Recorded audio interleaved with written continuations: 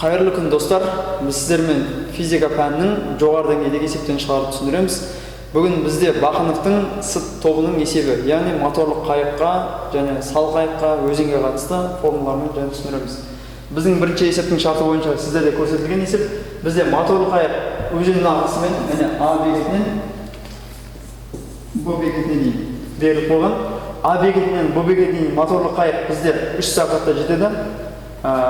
Сал қайық деген білесіз, тек қана ағыспен ғана қозғалады. Сол себепті сал қайық бізде 12 сағатта жетеді. Сұрақ: Б бекетінен А бекетіне моторлық қайық кері қарай қайтқан кезде қанша сағатта кері қайтады деген сұрақ болды. Енді оны түсіну үшін бізге формуласын іздедік. Бірінші А Б бойынша формуласын іздедік. Яғни S тең моторлық қайықтың жылдамдығы бар. Бұл моторлық қайық қосылған және осымен қатар ағысының жылдамдығы бар. Бізде ағысының жылдамдығы және көрсетіліп тұр сіздерде суретте В ағысының жылдамдығы және бір уақытта жететін айтылып бір уақытта жететін. Екінші сал қайық А Б бойынша бізде сал қайық яғни өзінің ғана жылдамдығы, мотор жоқ. Бұл жерде тек қана ағысының жылдамдығымен қозғалады. Сонда В ағыс Т3 болады. Енді сұрақ бізде моторлық қайық кері қарай қанша уақытта қайтады деген сұрақ болып тұр. Сонда Б А бойынша бізде S тең В моторлық қайық азайтылған В ағыс Т2. Бізде яғни бұдан қарай моторға қанша уақытта қайтады деп Т2-ні сұрап тұр. Жақсы. Формуланы жазып алдық. Енді келесі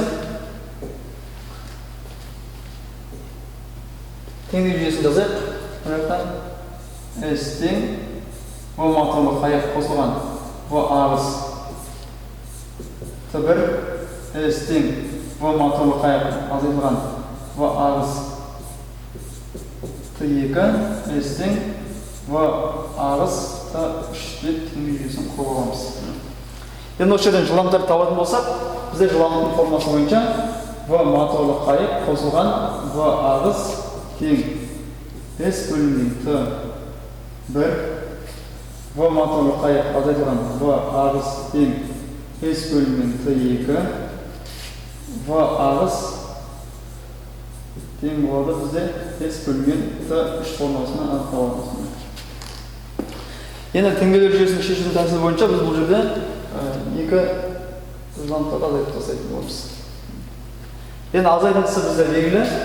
Сонда 2 В ағыс тең болады S бөлінген Т1 минус S бөлінген Т2 жағдайын қарастыратын боламыз.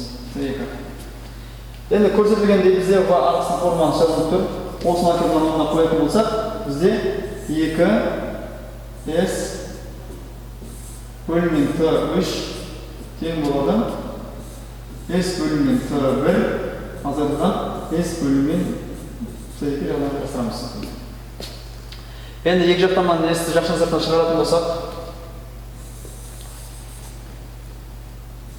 2 бөлінген Т3 тең 1 бөлінген Т1 минус 1 бөлінген Т2 деген шамалар қалады.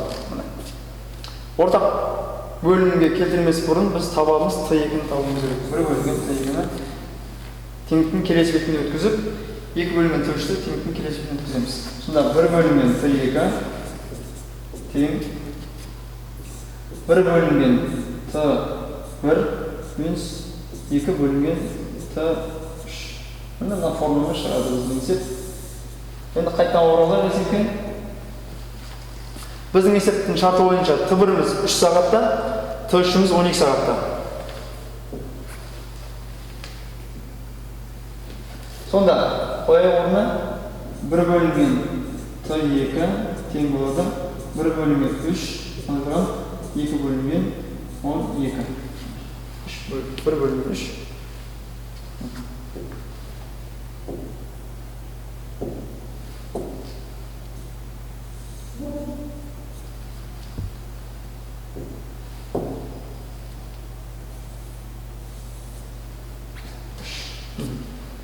Енді ортақ бөлім 12 мен 2-ні қысқартып жазсақ болады, 6-тан 1 деп жазуға болады, болмаса 12-ден 2 деп тұра берсін.